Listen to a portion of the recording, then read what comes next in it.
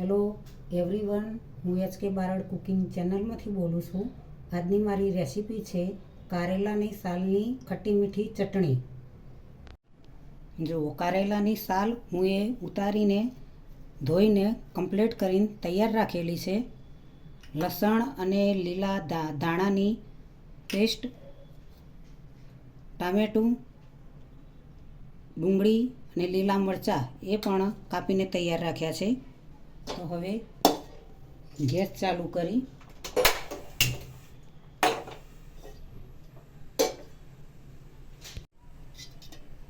તેલ એડ કરીશું.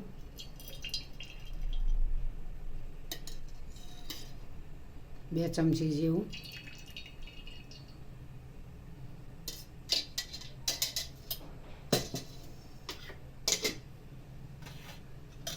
તેમાં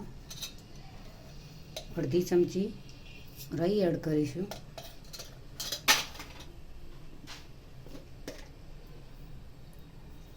અડધી ચમચી જીરું એડ કરીશું. તેલ ગરમ થઈ ગયું છે, રાઈ પણ ગરમ થઈ ગઈ, જીરું પણ ગરમ થઈ ગયું. તો તેમાં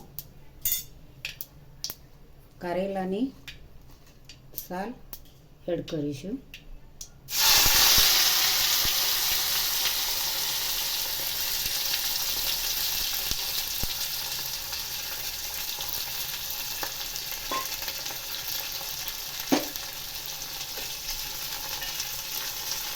હવે ધીમે ધીમે સાતરતા જઈએ. હવે થોડી વાર ઢોકી દઈએ. હવે ઢોકણું ખોલી દઈએ.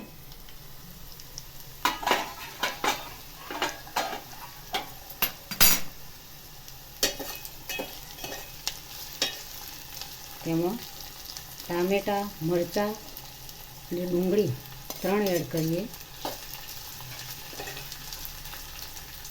થોડું મીઠું એડ કરીશું તો ચડવામાં ચડી જાય.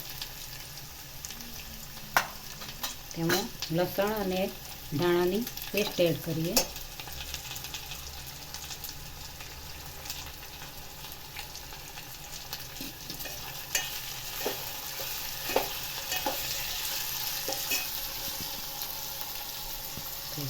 થોડી વાર થવા દઈએ. હવે લઈ લઈએ. જોઈએ ધીમે ધીમે ચટણી તૈયાર થવા લાગી છે. તો લીલા મરચાં એમાં કાપેલા છે. તો સ્વાદ અનુસાર જ થોડું જ લાલ મરચું એડ કરીશું. થોડી હળદર એડ કરીશું. ધાણા જીરાનો પાવડર થોડો અડધી ચમચી એડ કરીશું. હવે તેમાં ચણાનો લોટ પણ થોડો એડ કરીશું.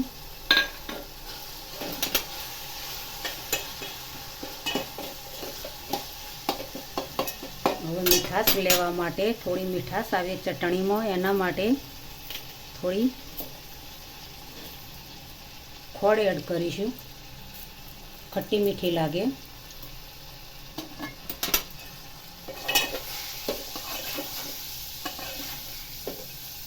કારેલા કડવા હોય છે, તેની સાલ એનાથી પણ વધારે કડવી હોય છે, પણ મીઠાશ એની અલગ જ હોય છે. હવે જોઈએ, ચલો ચટણી તૈયાર થઈ ગઈ છે. જુઓ મિત્રો, કમ્પ્લીટ ચટણી થઈ ગઈ છે. ગેસ બંધ કરી તો હવે બાઉલમાં સર્વ કરીશું.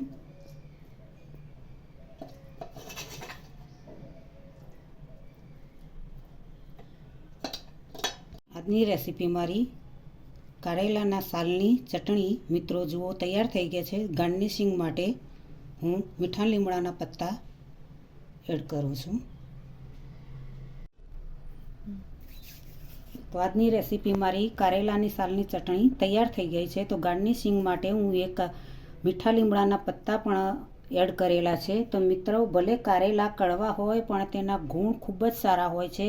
તે ડાયાબિટીસના દર્દી માટે તેનો જ્યુસ પીવાથી કારેલાનો ડાયાબિટીસ મટે છે. રોગ પ્રતિકારક પણ શક્તિ ઘટે છે.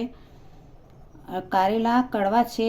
દરેકને કારેલાનું નામ સાંભળીને તેના હોશ ઉડી જતા હોય કે કારેલા કોણ ખાય, પણ કારેલા ખાવાથી ખૂબ જ તમને ફાયદા થાય છે. તો મિત્રો, કારેલાની ચટણી આજની જોઈને તમે જરૂરથી ઘરે બનાવજો અને મારી ચેનલને સબસ્ક્રાઈબ કરજો. મારા વિડીયોને લાઈક કરજો, શેર કરજો, બને તો કોમેન્ટ કરજો.